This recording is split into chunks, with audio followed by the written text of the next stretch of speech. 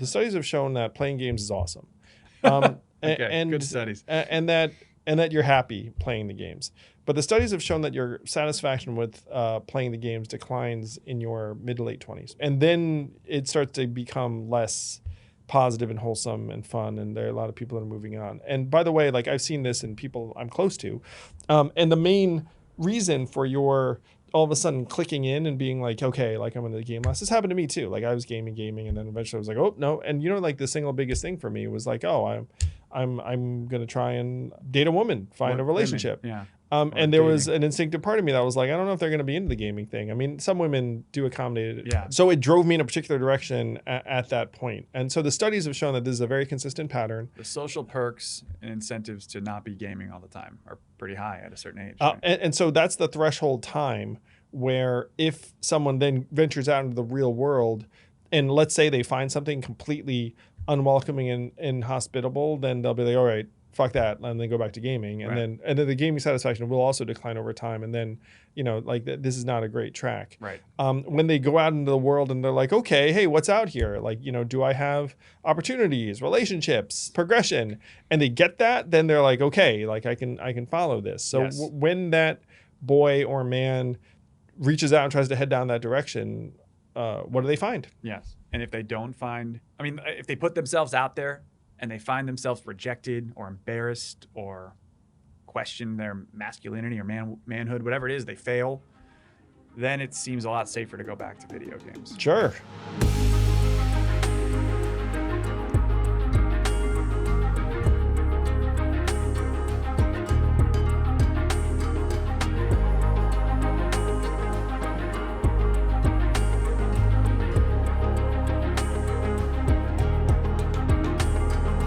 This week on Forward, the launch of Lobby3. What the heck is that? You can find out. Also, trucker convoy in Canada, video games and boys, so much more this week on Forward.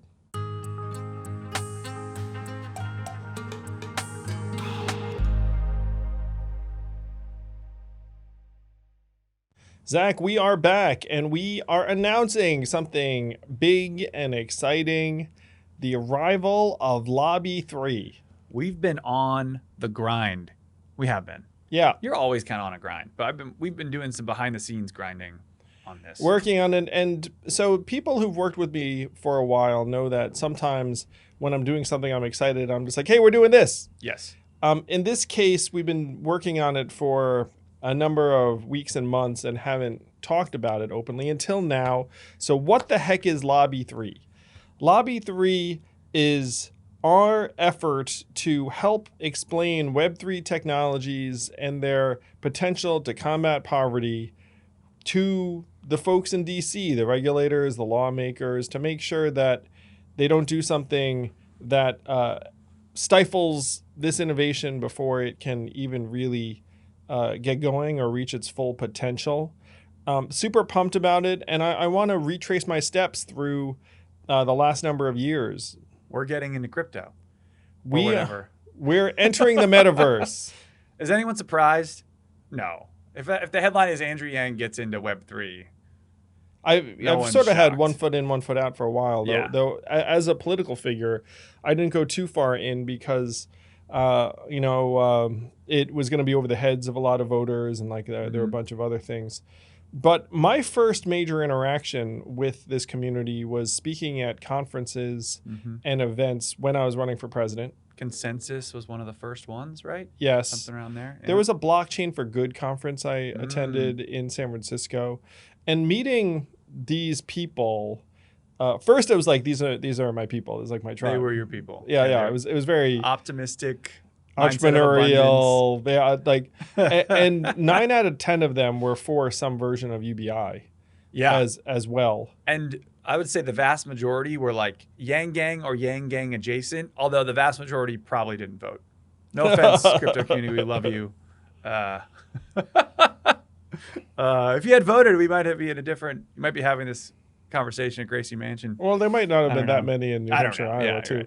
Right. But So my interactions with the community were always very energizing and invigorating. It became evident that if you're trying to combat poverty, this is maybe the single greatest opportunity that exists today, because you've had hundreds of billions of dollars worth of value and thousands of jobs generated over the last number of months, really surprising just about anyone if you were to rewind the clock. Gosh, not even that many years. Right. I mean, 5 years. Yep. I'd say, so a couple things. A lot of folks, so I found that people either turned on by crypto or have been turned off, right? Where you're like, this is the greatest thing in the world, and they're down a rabbit hole and they're starting NFT projects and all that stuff. Or they're like, screw this, it's a bubble, I don't understand it. What do you think? Yeah, so a lot of people interact with it in a very superficial way. The potential of the blockchain has been clear for a while, where imagine you have, this is a technical term, but they talk about it as a distributed ledger. But let's imagine that you had a slew of interactions that no one can affect or alter, so that you can trust everything. And that if anyone does make any kind of move, then it's evident for all to see. Correct. So if you had that kind of system, you could vote securely. You could have a completely different, broadly accessible financial system. Yep. You could have a truly distributed internet that's not controlled by a few megacorps. You would take out a lot of middlemen. You could get rid of a lot of accountants and lawyers, a lot of leeches, because there are a lot of major professional services firms that their primary value is papering up a transaction that if you could document it on the blockchain, then problem solved. I actually remember this. So I was an unhappy corporate attorney for 5 months. You were in investment banking. Yep. So management, yeah. I remember there was a big acquisition that we were papering up. And at the end of the acquisition, a partner at the law firm had to sign something saying, hey, this is legally acceptable. And that partner joked with me that signature was worth $1 million, because really it was this very high-end law firm putting its name on the fact that this is kosher, this is legal, right, everything's going to be fine. Like that firm placing its brand and reputation behind the legality of the transaction was what was being paid for in many ways. Yes. So you end up not needing any of that, because you could see for yourself that this is legit. Yes. So when you talk about the potential of this technology, it is vast and has been for quite some time. Yes. Now, in terms of the applications and implementations to date, have we reached that level? No. Nowhere near it. Nowhere near it. Nowhere near it. That's what's exciting. And so what you're seeing now is a bunch of applications that people can look at and say, well, I'm unsure whether this is going to be what's built on this technology long term. It's like a lot of other new technologies where there are going to be a slew of applications and implementations. Think even, for those of you who remember this stuff, when the internet first came out, there were like a ton of different websites. And then when the bubble popped, a lot of those websites went away, but you had some game-changing companies like Amazon and PayPal and others that stood the test of time. Correct. Now there's already been a couple of boom bust cycles in crypto, but there are going to be some game-changing companies that come out of this 100%. Yes, and it will be. This isn't going away. That's like that. What I would say is this: is you and I, we were running for president when like the early adopters were really getting in, right? You can still say it's the early adoption phase a bit, but they had Super Bowl commercials, not that early anymore. But when we were running, a lot of folks were getting into this and we're like, this is cool, not sure what it is, that sort of thing. And then we've been spending definitely last 4 months, very intently in this space, intensely in this space, but probably last 6 to 8 months, like really exploring it, like at least casually. And talking to leaders in it and trying to figure out, okay, what are the problems? What are the needs? Yes. And the single biggest problem that we heard over and over again was, hey, we're concerned that the legislators and regulators don't get us. Washington, D.C. is going to mess us up. Yeah. I mean, there was some language in the infrastructure bill that defined broker-dealer in a way that encompassed essentially everyone under the sun. It made no sense. And if that were implemented, then it would really offshore a lot of this industry, which is exactly the opposite of what you want. Right. So we heard over and over again, that the stories aren't being told, the use cases aren't being explained properly. There's a caricature of both the people in the industry and what it's being used for. So the caricature is, hey, this is all being used for illicit drug deals and human trafficking. Or And the just people that some are rich kid that looks like me to sell his monkey photos. and the people that are using it are either bad actors or tech bros or people who haven't had any needs. Meanwhile, in reality, when you start interacting with folks who are part of this community, there are a lot of artists who are being compensated for their creations in a way that was completely not possible before. And by the way, it has changed their lives from, living hand to mouth, or even in some cases living in their car. I mean, you've got extreme cases where people were, homeless to like either millionaires, but you have a lot of artists that are like, I'm able to fund my lifestyle now. Yeah. That's like the more average case than the extreme ones that we hear about sometimes. Yeah. And so there were a number of things that really were hand in hand with the presidential campaign, where one of the reasons why we were so pro universal basic income is that it could give rise to a creative economy. And that's what's happened with Web3 in many cases.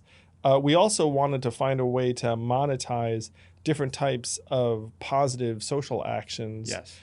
Because, and this is linked even to the conversation we've been having around men and boys and jobs and a bunch of other things, where if you had a system of tokens and rewards and incentives for me volunteering in my community, helping my neighbor, taking care of grandma, working out, like doing something positive for my mental health, like, whatever it is, then you can create a new network and also a set of structures that help give people, men in particular, a degree of reinforcement and purpose and fulfillment. Yes. And so this was something that and this is funny on the presidential.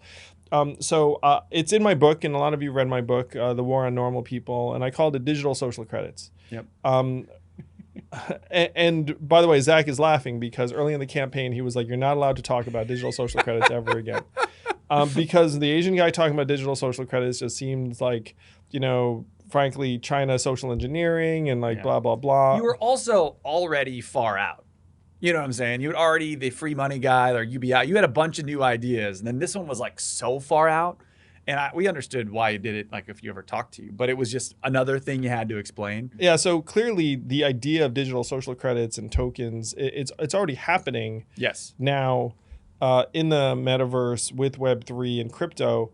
So there were a bunch of things that were super aligned about the vision. And when the leaders in this community were to identify a need, some of them would say, you know what, Andrew, you'd actually be a really good fit to help make this case because you were like a political actor who has relationships on both sides of the aisle and a public profile.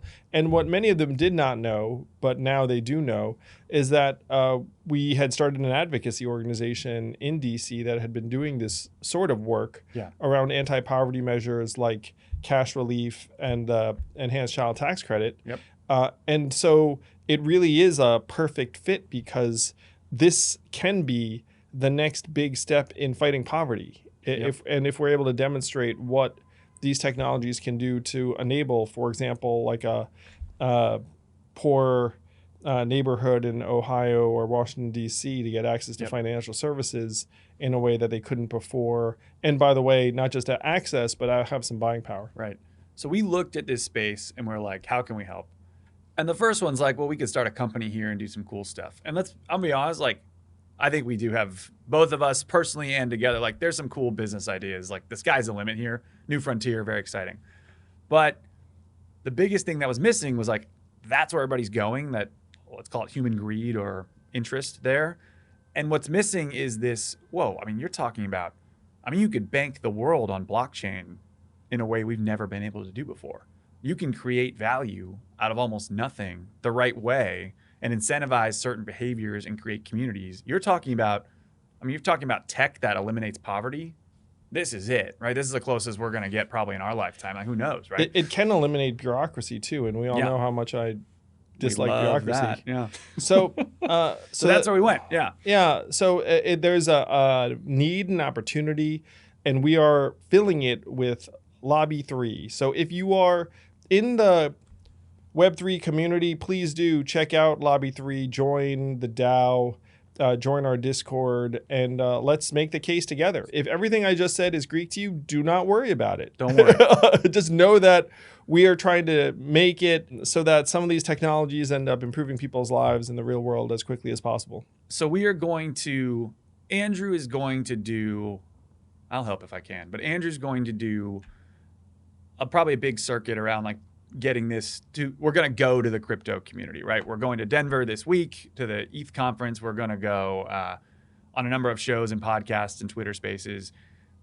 We believe in meeting people where they are, right? But generally speaking, I want to make sure I summarize this. So before we move, is that we're going to make sure Web3 is reflective of the community voices and the people's voices from an anti-poverty, eradicate poverty lens and perspective. And so it's lobby3.io. You can check it all out. It's going to be fantastic. It launched today. Super exciting. And we could do a whole episode on it. We probably will get Carly on to do some dive-ins, but we're not going to bore you with everything because if you hate crypto, we don't want you to unsubscribe. Or, it's just not part of your life. Yeah. No worries. Or if you hate lobbying, I don't know. Yeah. Yeah. It's a very wholesome project. I'm super excited about it. It has the potential to change millions of lives for the better. Yeah. And I think the Web3 space doesn't have a lot of politicians like in there.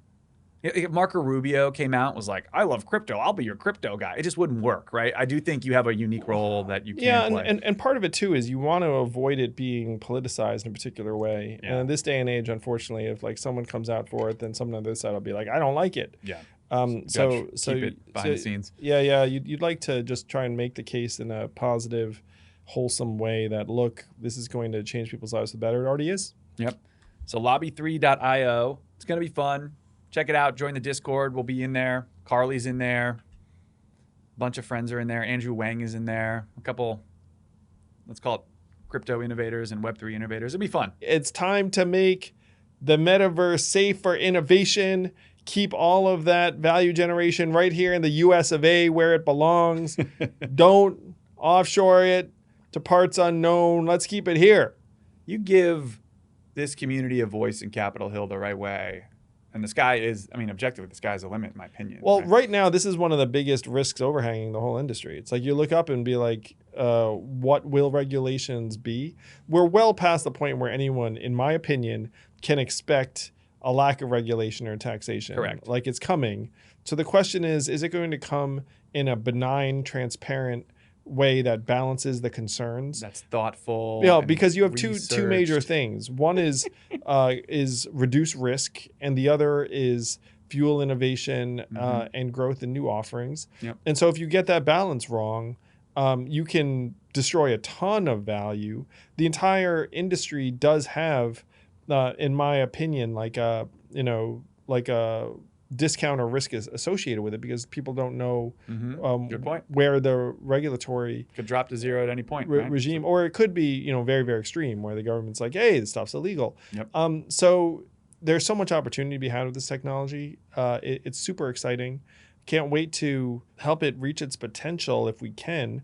But the single biggest thing we can do is just convey a broader, more realistic sense of both the technology and the community to people in DC. We're going to dive in. And I think we'll be able to educate some of this community about how lobbying works and from our experiences and the experiences of the organizations we've worked with, but also we'll learn from them realistically too. But if you're wondering, is this worth it? I think the question to ask yourself is, did Washington, D.C. get Web 2 right? Absolutely not. We're still paying the price for either ineffective or bad regulation from let's call it the Facebooks and Googles and data sharing and things or lack of data privacy and things like that. So if Web3 is that much more innovative and scalable, then the consequences will be that much more worse and more ineffective, more painful. So that's where my head's at. It's if they screwed it up last time, we need to at least try to prevent them from doing that again. Well, the glory of Web3 is that it naturally enables decentralization.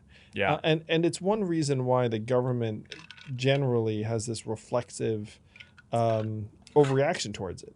Yeah. And so, again, you just want to balance things. Like, are there risks associated with it? Yes. Should there be taxation? Yes.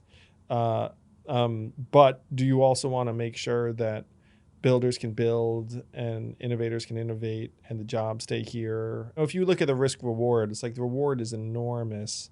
And so you just have to try and have an intelligent way of both measuring and managing the risks as quickly as you can. The reward changes everything. That's what this will be. Well, the rewards, it's infinite. It's yeah, it could easily be trillions of dollars, yeah, millions of completely jobs, new way of millions life. of lives improved. Yes, doing things without having to wait for the government to do them. Like that's and that's where the government participation is key. It's like they're like if they're not involved, what do they say? If you're not at the table, you're on the menu.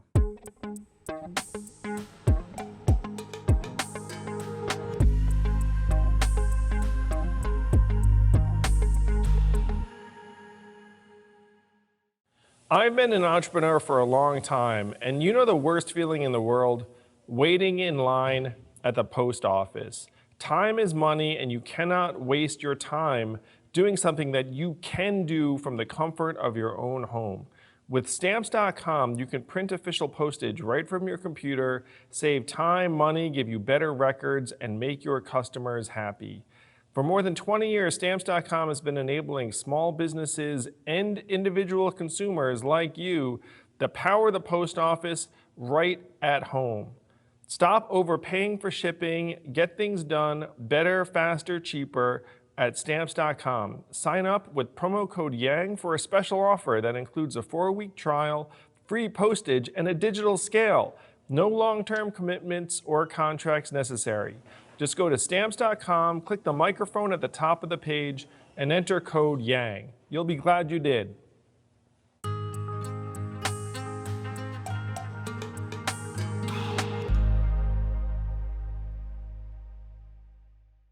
You know what he's talking about? The trucker convoy in Canada. Yes, because there's too much going on in the news on this. Who and would I don't have know thought- what the hell's going on. Who would have thought that Canada would beat the United States to a trucker convoy? The great trucker riots that you predicted happened in 2017, 2018 are happening in Canada. Not for before the same US. reason. Never would have guessed it. Though it does turn out that a significant percentage of the resources have come from the U.S., FYI. Yeah. You mean the donations? Yeah. Yeah. Oh, yeah. Yeah. There's some solidarity happening. So the Canadian government changed their rules around vaccination, saying, hey, if you're a trucker and you're crossing back into Canada, you need to be vaccinated. Right. You can't come back. You can't come if back. you're not vaccinated, right? Right.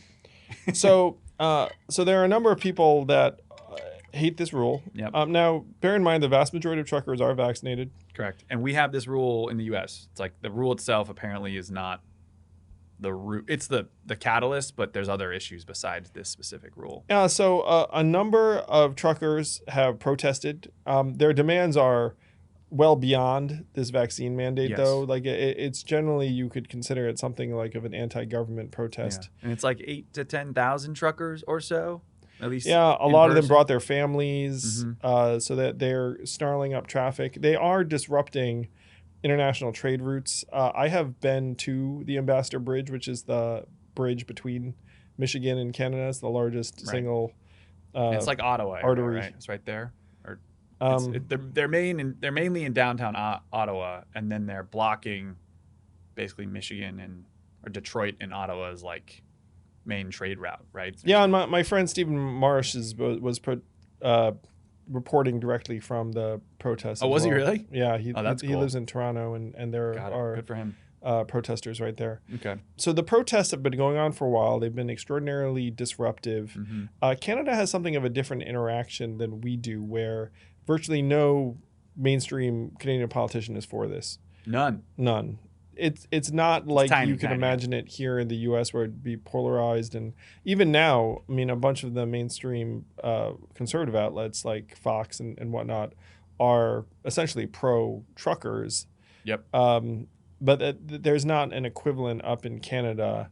I think the disapproval rating of these protests is in like the 70 to 75% range. Like most Canadians are like, what are you doing? It's a more liberal country, right? like compared to the United States? So Measure yeah, that. it's got a different set of relationships where the Yeah. state has a bigger role in your Yes. life. Yes. So I'll give you an example. When COVID hit, the Canadian government was like, "Hey, let's give people some money," but it wasn't the way that we did it, where they pumped it out through the IRS. They literally like set up a website and was like, "Want some money? Like, take it." Yeah.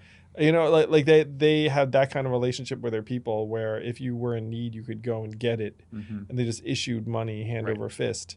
The healthcare provided by the government. Yep. Education free through college, you know, if you go to these universities. So it's a much bigger part of your life. As a result, I think that the general sentiment against these protests is much higher than maybe would be here in the U.S. even. You know, I'm going to suggest 70 to 75% disapproval of these protests is pretty high. Do we have anything in this country like that you could UBI get 70, got close, 75% on? Yeah, it's like it'd be tough. Wow. So what does it all mean? The first thing is the direct impact of these protests themselves, which, by the way, are significant enough where they're screwing up the supply chain for a whole number of things. It's not great. I had a friend who had his purchased item, which was significant. It was like an automobile or something, already like delayed as a result of this and things like that. Like it's having an impact already. You've got companies cutting shifts and stuff too. It's not just people ordering. It's folks that make these products. If you can't get certain parts, they don't try and build it that day, and people lose shifts. They lose income. They lose Will there be copycat convoys in other parts of the world? Completely. There already are. Yeah, there's a few. They're not major, but it's like there's one in New Zealand. There's one I was reading about. I mean, they're small and they're not major yet, but yes, there will. And there haven't really happened in the U.S. yet, although there's rumblings. Yes. So that's another phenomenon that I think you can foresee. Like if you were to say, will there be a significant protest in America that's led by truckers in a similar way over the next number of months, you'd have to say almost certainly yes. Canada's response to it has been interesting too, where they're completely against acceding to any of the demands, and most people just want them to break it up. So they're taking some relatively extreme measures, where Trudeau is relying upon something around like a War Powers Act, essentially. Yes. Saying we're going to do whatever it takes, including freezing assets, potential physical removal, and the public is behind him. Yeah. They're not fucking around in terms of their stance against this. And I mean, they meaning the Canadian government. Now, do you have a sense of what they're protesting? Because it's not just that mandate for truckers. It seems to be a little bit bigger, but still related to COVID. A sense of marginalization among people who feel like their point of view is ignored, people who are very passionately against being forced to vaccinate. And so that's the truckers directly. Now, one of the things that is happening that is very, very upsetting to me is that there are some people with very extreme points of view who are among the thousands of truckers who are flying hate symbols and the rest of it. So there was a small group of swastika swinging, Confederate flag swinging protesters, and then I think they pulled out about 13, maybe a few more weapons from, of 8,000, not a lot, but still. So one of the things that happens in these episodes is that you will seize upon someone among the group and say, see, this is a bunch of hate-filled extremists with weapons and the rest of it. And by and large, according to Stephen, who's physically been proximate to these things, they're peaceful. Kids are walking by. Like this is not like, like something where in a way you could shrug and be like, it's still Canadian. Hey, let me ask you this, quick aside, but I think it's important. What's the difference between what you're talking about here? You've got a group of truckers and trucker supporters, 8 to 10,000. And there's a small subset that are fucking racist, right? Well, one of the things that happens is anytime you have a conflict or demonstration or protest or of some kind, extreme elements will show up. Oh, they come out of the woodwork. Like it's like why weird people are out on Halloween too. It's like you can get the opportunity for the crazies to come out. They're going to take it, right? This is why it's going to happen in the U.S. in some form, because as soon as someone plants a flag, there are some people be like, oh, it's go time. Right. So you have this and this is called, let's call it, this is what the right looks like when they have a protest. But this is in many ways the strains you have to pull apart, which is that there are going to be some people with very, very extreme ideologies that are looking for a fight. And so your temptation then is to validate whatever the genesis is of the protest and say, well, you're all terrible. Right. Where there can be the seeds of something very reasonable and even sympathetic. Yes. But then it ends up getting twisted, particularly by news media accounts. Now, let me ask, is this similar to what we saw with the George Floyd protests and the Black Lives Matter protests, where you had a large swath of people that were were against police brutality, like this has to stop, we need fundamental change and systematic justice reform in this country. But then you also had people looting and burning buildings throughout. And the right was saying, well, look at these assholes, they're lighting our stores on fire and we can't stand for this. And the left was saying they're mostly vast majority peaceful protest, right? Same thing. Like, what's the destruction of property sounds like a line there. Like, to me, I like saying things are the same, but I do like having a line, where a swastika, that's fucked up, but you're always gonna have that fucked up person. Are they hurting anyone? Are they destructing? Like, where's that? And on the left, I don't mind crazies being out there per se, but if they're lighting things on fire and destroying property and businesses, well, that's one of the problems is that if you're ideologically opposed, you tend to look at it and then attribute whatever the heck the negative version is of it. Yeah. Where most of the people who are showing up to these protests in Canada are apparently, again, perfectly peaceful. A lot of them have kids with them themselves. So that there are.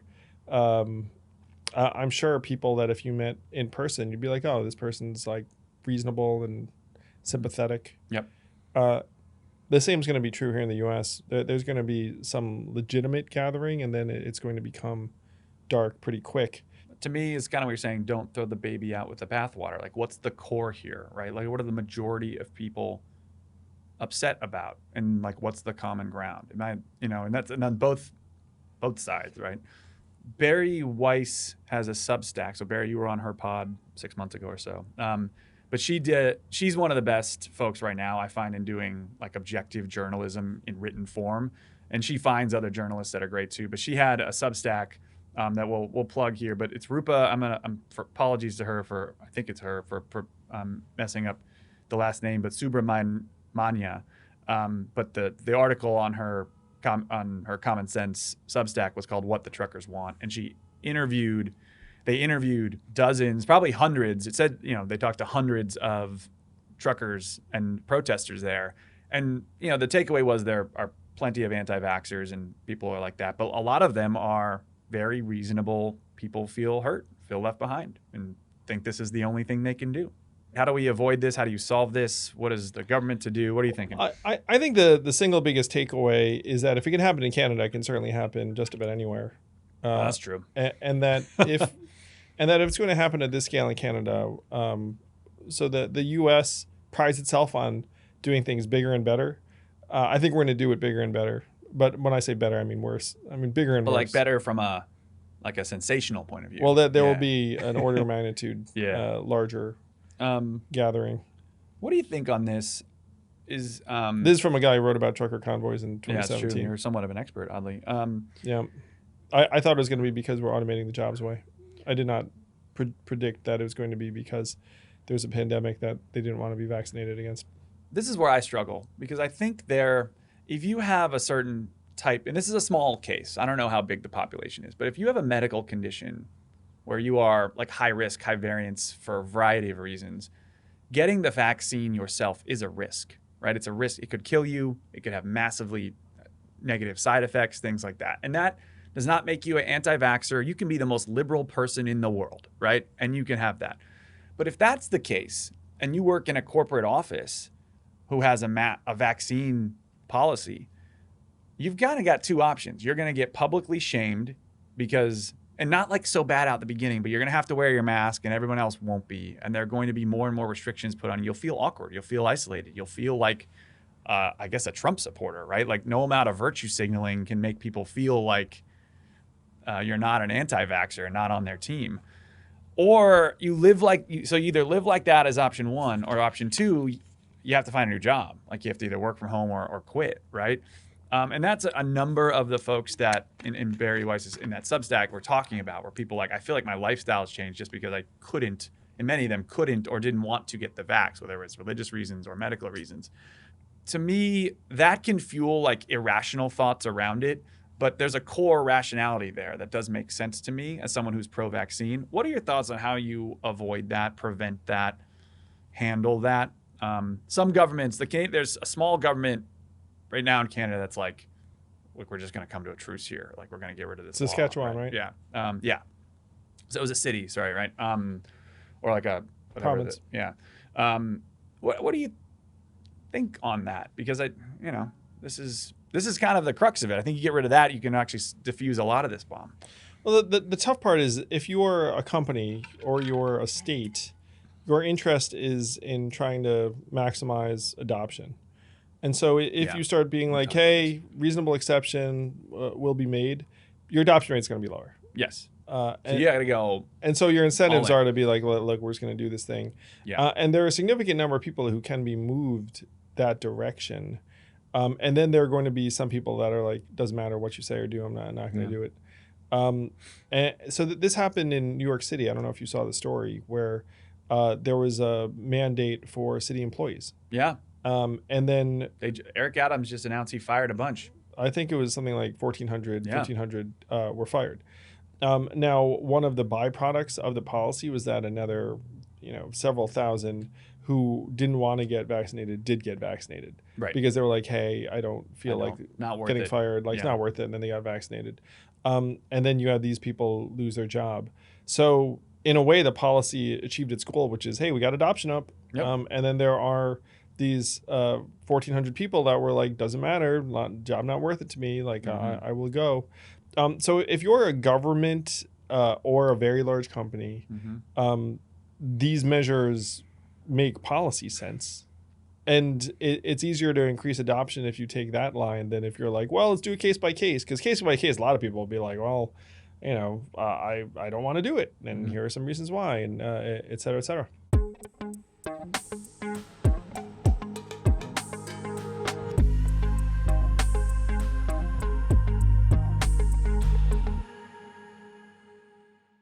It's the winter, it's a little bit gray and yucky, and so sometimes it's hard to be upbeat, sometimes it's hard to be positive. And when you do feel yourself dragging, sometimes you just say, hey, I'll trudge through this, but a lot of the time you actually need some help. And I don't mean that friend who kind of half-heartedly listens to you and doesn't really give you true guidance, because that's honestly not what friends are for. I mean a professional therapist and mental health resource. I'm so proud to be sponsored by BetterHelp.com, which is helping over 1 million people take charge of your mental health. It's like Uber for therapists. The person's on call for you all of the time. I want you to start living a happier life today. And as a listener, you'll get 10% off your first month by visiting our sponsor at BetterHelp.com/Yang. Join the hundreds of thousands of people who've taken charge of their mental health. Again, that's BetterHelp, HELP.com/Yang.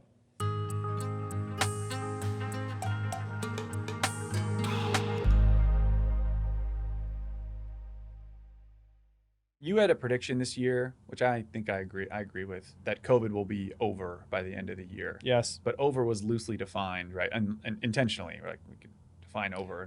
There will still be COVID. My point is, like, it's just that we're not going to be. We won't be restricting our own behaviors as much. We will be gathering. Are we creating a new subset of extremes on the left and the right here? Like, are there going to be folks that forever or the next 10, 20 years just always wearing masks, and then on the right, like never doing anything the government says? Like, are we, or is this something, maybe it's because it's the attention economy, like something else will become the boogeyman in a year or so? We're certainly radicalizing people right now in a way that's going to last, and we're traumatizing people in a way that's going to last. Yeah. I mean, both those things are true. Yeah. I mean, like, one thing I'll say too, as an Asian American, Asians were wearing masks pre-COVID routinely. I don't know if you've ever been over there. Yeah. So, not in the United States. Well, some in the United States, but mainly in Asia. Right. Yeah. Where Asians just wore a mask for giggles. Well, SARS was a real thing, right? For a bit. Yeah. So here are the reasons why Asians wore masks. One is that some of the places had a lot of pollution, so Yeah, that's good. true. The smog. Right? Another is that it is considerate to your neighbors in any moment in time because, hey, if I have a cold, I can't infect you. That's true. I guess. Yeah. So that these were the reasons why. Also, I think Asian culture prioritized less that I'm, like, greeting you with a smile kind of thing. Like it's not, it's just not as big a deal. Okay. Yeah. So in Asian culture, masks are commonplace anyway. Like if you fast forward here in the United States X years from now, like there'll be a subset of people wearing masks. Just for love sure. masks. Yeah. Yeah. I hate it. I hate it personally. A lot of kids don't even remember not wearing a mask. Yeah, that makes sense. Which, by the way, terrible for their development, terrible for their social development. Yeah. Do kids in Asia wear the masks, or it's only adults? Mainly adults. I think kids wear them too if you're like on the subway and whatnot. Oh, great. Yeah, the numbers on this are awful. And then I don't know, if you're a kid, that was the other thing. You watched Super Bowl, I'm assuming. Oh yeah, you live tweeted the Super Bowl. It was fun. Congratulations to our folks in LA. You probably didn't know you had a football team till last Sunday, but we don't care. Congrats. Sorry for the Cincinnati fans. If you're a kid in LA, you've got a mask requirement in your school, but you watch Super Bowl and see all of these celebrities and people and your leaders, if you're old enough to understand who the mayor of LA is, not wearing masks in there. Does that teach them the wrong message? I don't know if you talked to your boys about this and things like that. I think we are past the point where masks in schools make sense from the data. The fact is that kids risk themselves very low. Yeah. And if you're a teacher and want to be protected from transmission, it's more important that you're wearing a mask than that the kids are wearing a mask. Right. And it does have negative impacts on kids' ability to learn and their social development. Yeah. So I think we should move beyond masks in schools. But, there are individual communities that are making a different choice.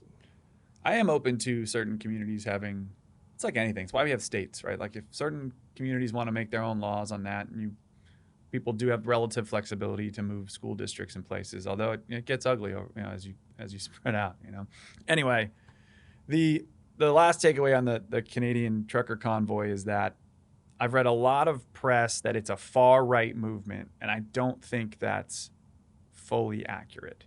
Or it's not particularly just an anti-vax movement. It's a anti-vax mandate movement, I believe, but doesn't seem, I'm wondering if you agree with me, it doesn't seem that it's far right. It may be conservative, I think, based on government. It depends on how you define far right. I would characterize it as something of an anti-government protest.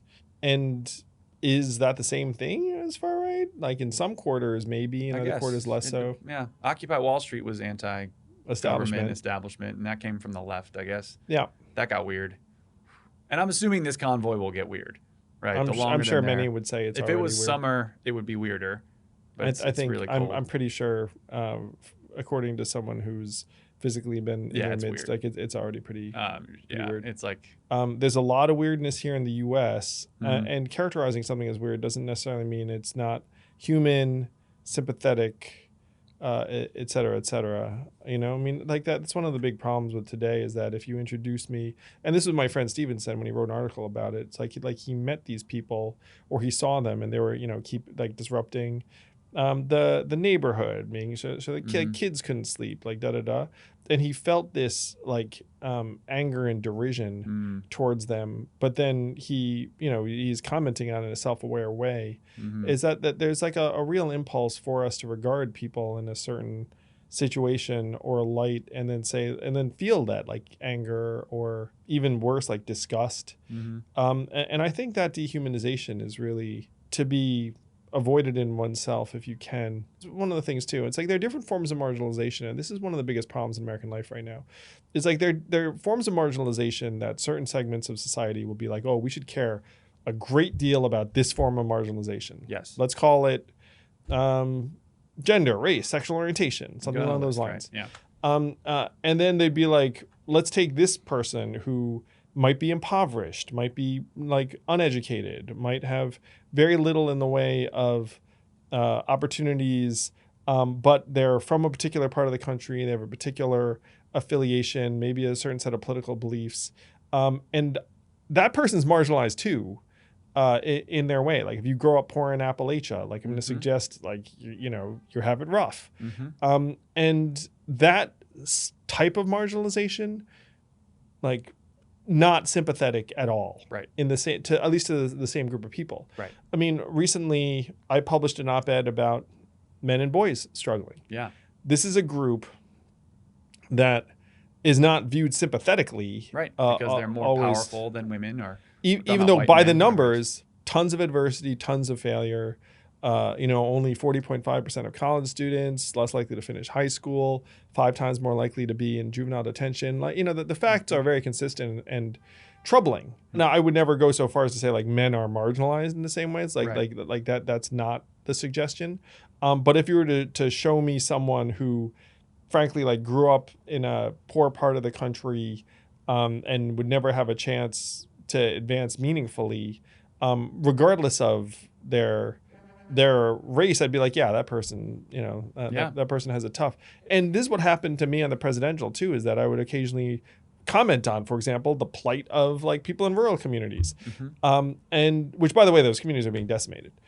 Yes. And people would then attack me as being like an alt-right white supremacist, and it's like I was not aware that you could be concerned about opiate deaths in rural communities, and like all of a sudden that translates to white supremacy. Yep. And that's one of the problems with the ideological polarization. There are going to be extremes that come out of this, and there are going to be people that find those extremes really, really unsympathetic. And it's one reason why we should be deeply concerned about what's coming.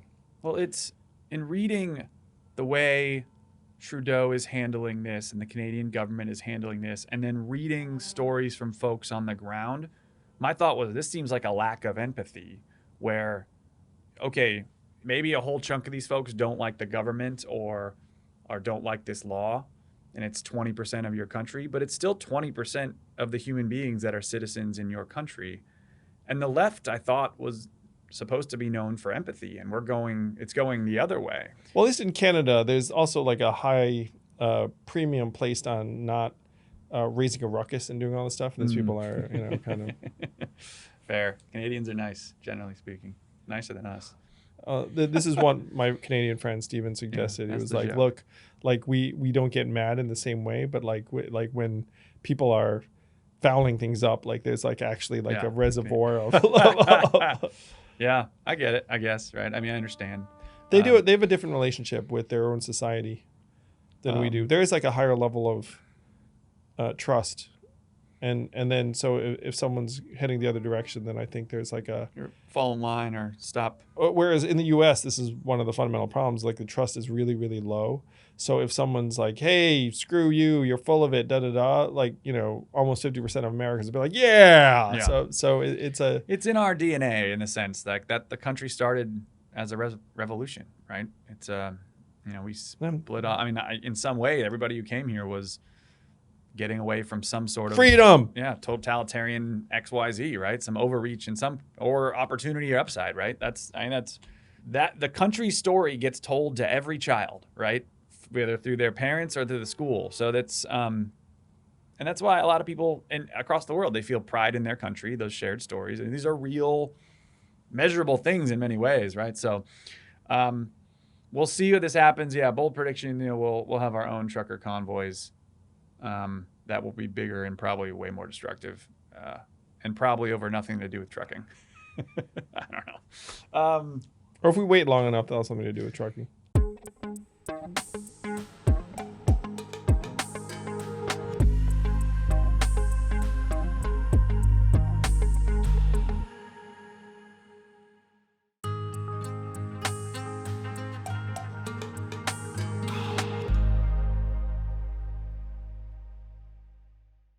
Topic that we got a lot of comments on in the YouTube section was video games and men. And I was looking up numbers.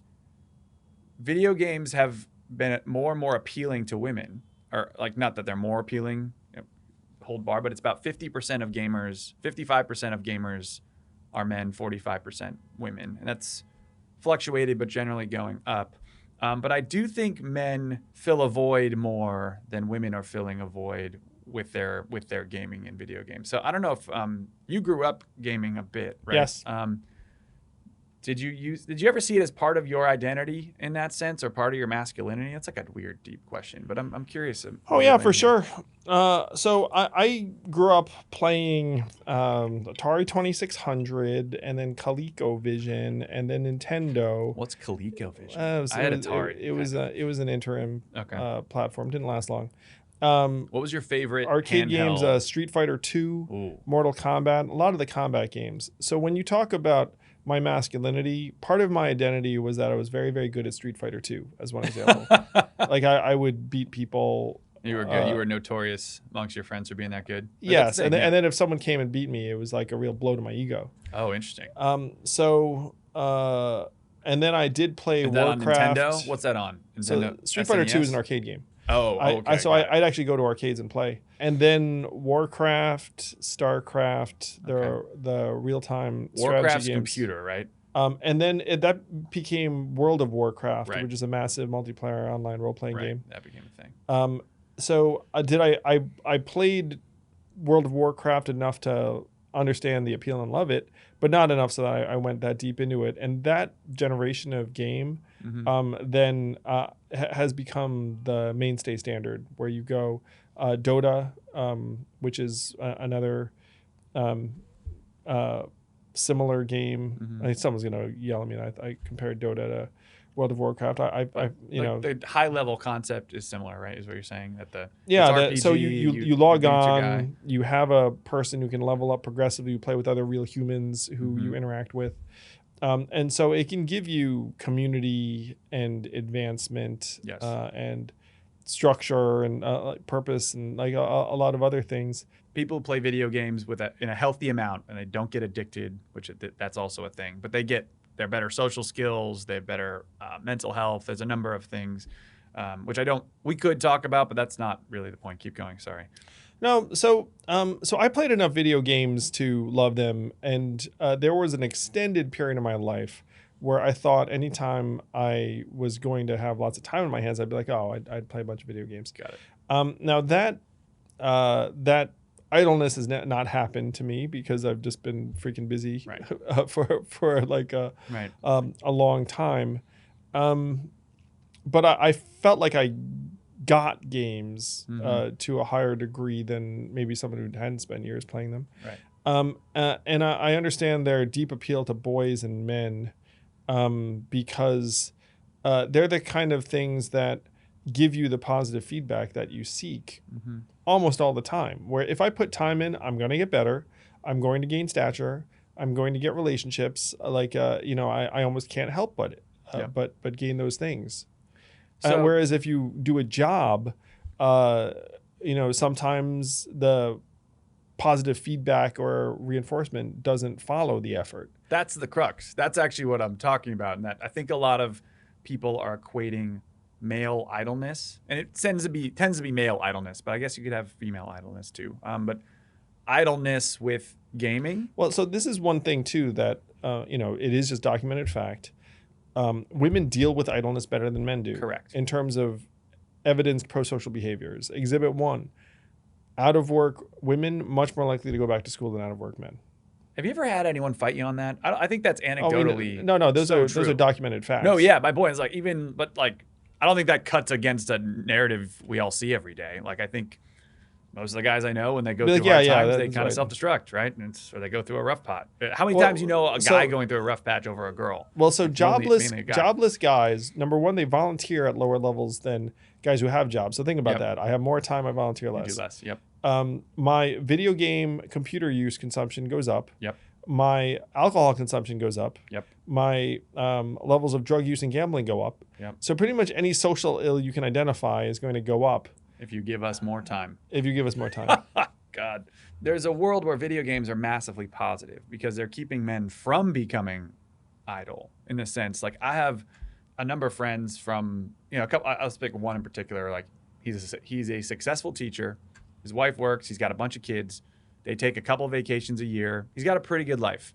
But I imagine like the job is like remotely fulfilling, like it's fine, but he loves the game, and that gives him his own like different things he's not getting in the real world, right? Where it's like different type of community, new people, the sense of development and purpose and goal setting and things like that.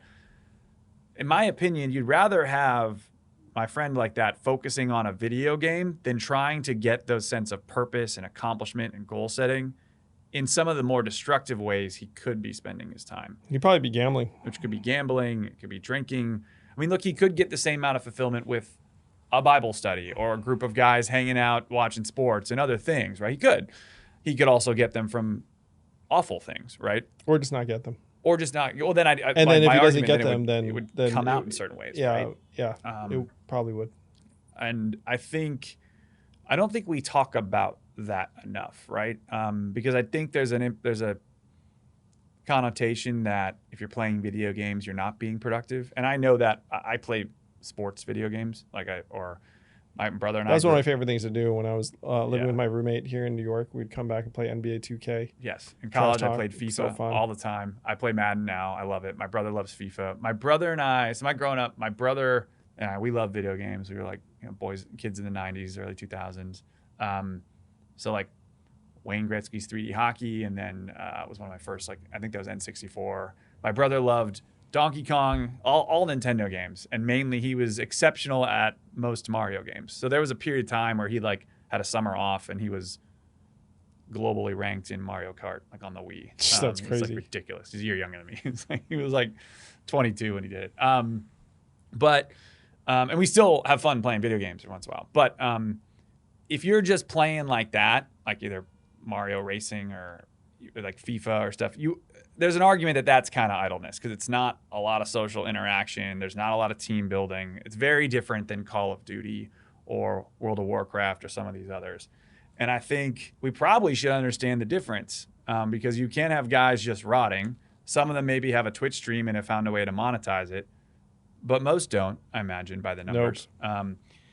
Is the solution for these types of men either better video games, right? If they're just shitting around on FIFA all the time, is it better for them to be playing a different type of community game to get some purpose and fulfillment? Or should we be happy that these men are, frankly, not shooting up schools and not going into dark YouTube rabbit holes and getting polarized and I think if you play radicalized. A game like FIFA that's self-contained and isn't part of this massive universe, I think it's just as healthy.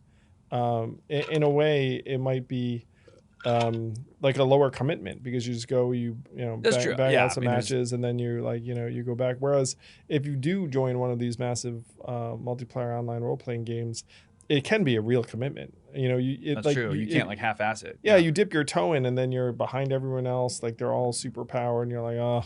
So and then when people find you, they're like, why don't you have any upgrades? Look at this noob. Oh, I suck. Yeah. And they're sucking your wallet too because you got to pay for the upgrade. Yeah, exactly. So I think different games suit different ends. I do think that you could design games to be able to serve certain goals. Mm-hmm. Right now, the a well-designed game gets you hooked because you are developing relatively quickly and directly. Yeah. I think there's probably a sweet spot in terms of the consumption of these games. There is a tendency to overconsume for certain folks. China has just cracked down on the hours where they limit it, right? They limit it in a way that just people here would be like that's crazy. I think the rule is that you're only allowed to play for something like 3 hours a week. Someone can look it up. Which, by the way, is essentially the polar opposite of what was going on. People were, I think, gaming for 50 hours a week, and then it just somehow got very, very quickly turned around. Imagine working in that industry. They announced this at the end of August to limit gamers under the age of 18 to playing only between the hours of 8 p.m. and 9 p.m. on Fridays, Saturdays, and Sundays. Oh, yeah, it's 3 hours. I got that right. Holidays. Nice. So that's for minors. So that's under the age of 18. It sounds like after you turn 18, then all bets are off. I'm not sure if that's true. Yeah. Here in the U.S., it's just whatever serves the market's interests is the major default. And then if you get in the way of that, then everyone gets mad. So right now, obviously, the gaming companies would very much dislike having a limit on how much minors can play. Oh, yeah. So is there a sweet spot? I think, I mean, it seems like, the U.S. Is probably on one extreme where there are a lot of minors, I'm sure, that are addicted to games in a way that is likely making it less likely that they go out and succeed and prosper in the real world.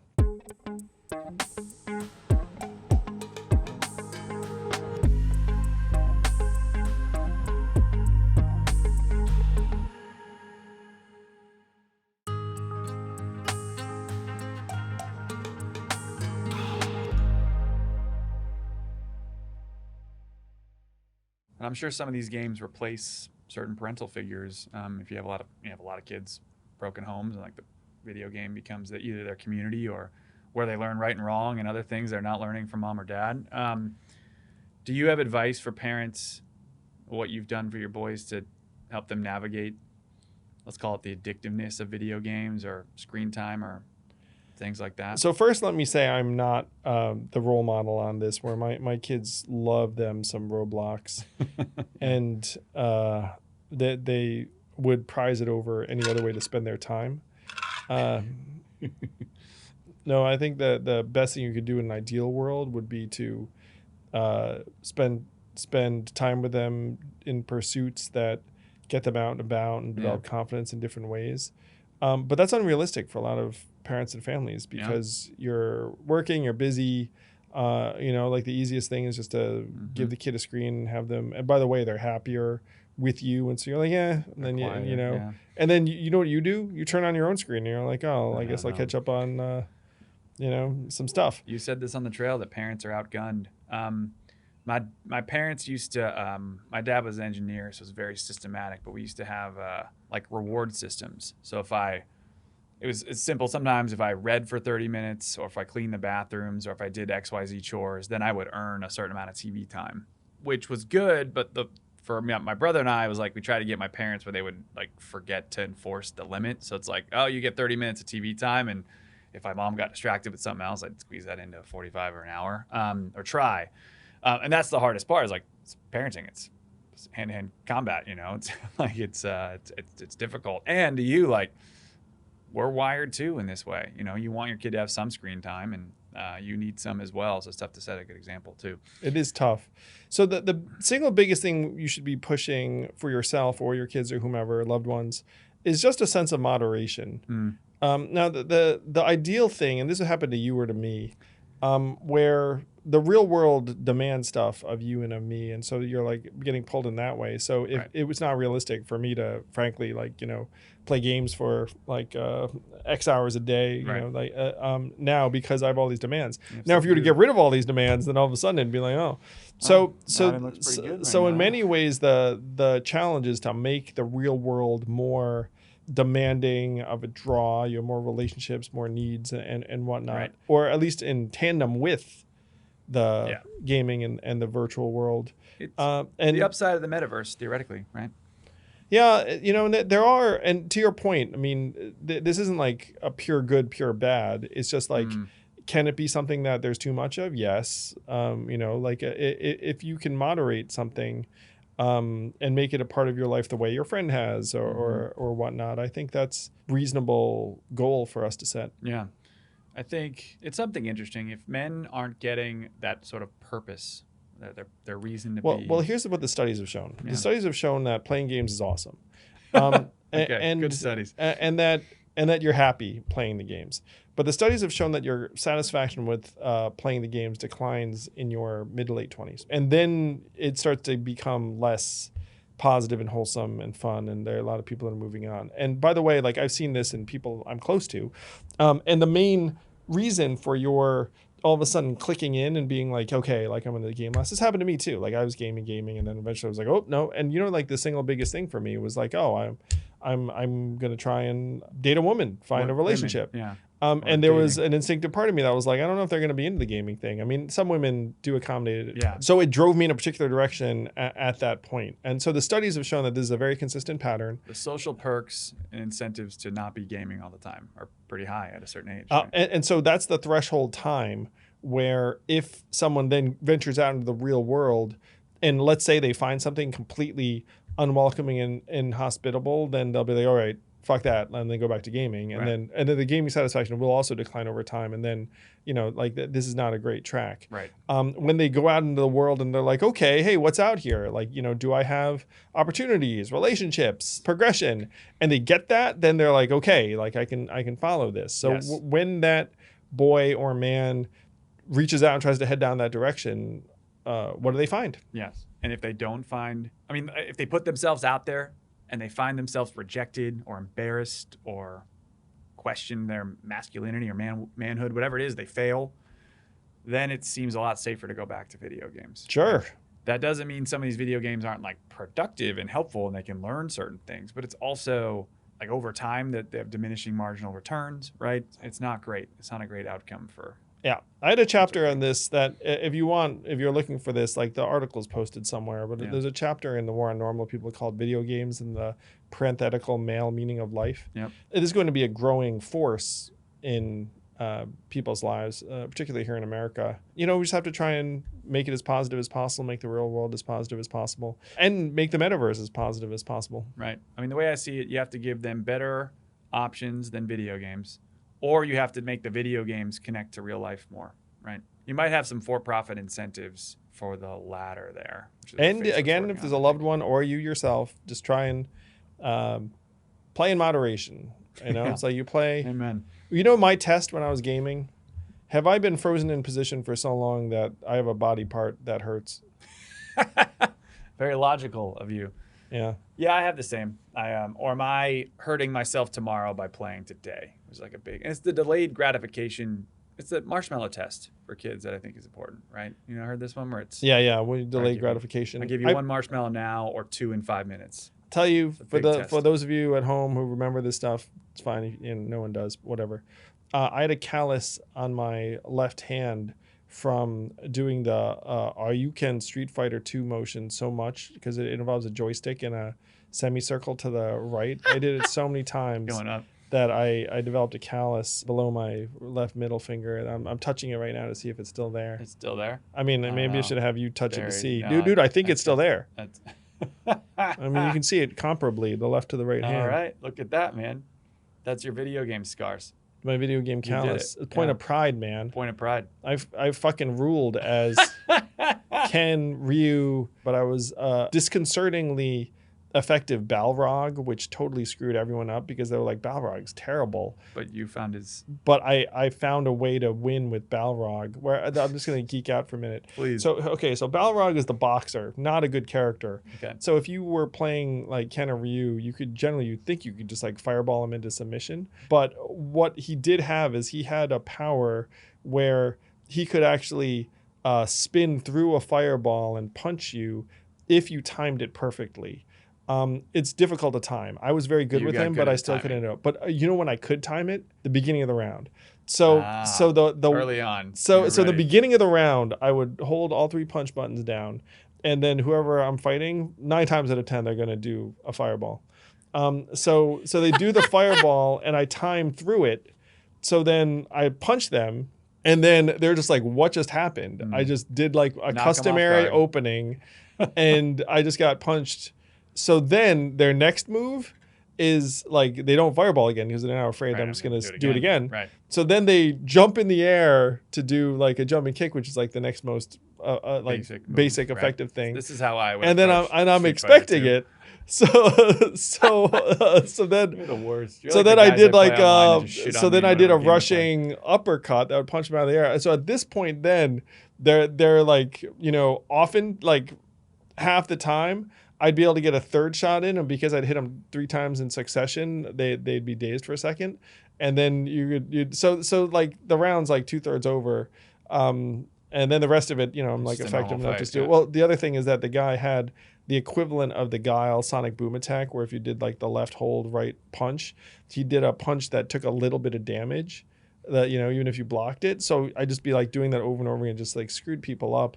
So it does a number on someone's confidence so bad if I you can love that beat them you as remember this so Balrog. vividly. Was this is your teenage years, or is this? This is college, man. Yeah. I'd got to go to college and I just play Street Fighter 2 in the student center.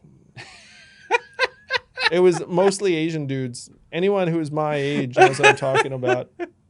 Most of the Asian dudes. There was this really good black dude with dreads who'd come and he'd play, and he was excellent. He would beat me half the time, but there's like no shame in losing to him because he was really good. Is it like basketball where like if you lose you get off the machine? Like yeah, totally. Sort of so thing? you play credits, and then if you're really good, you play all day. You stay, and then people just keep challenging you. I love that you're dude.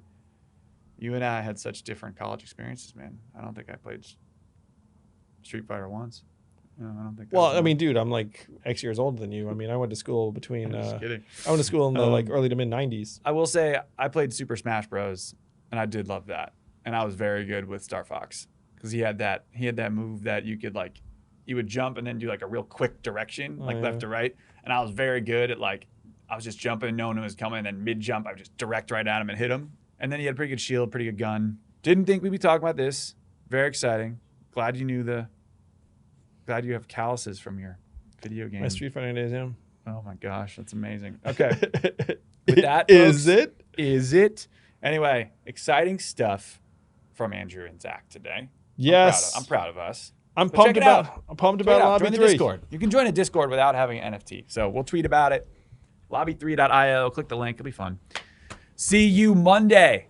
Yeah? Yes. Oh, yeah. We gone.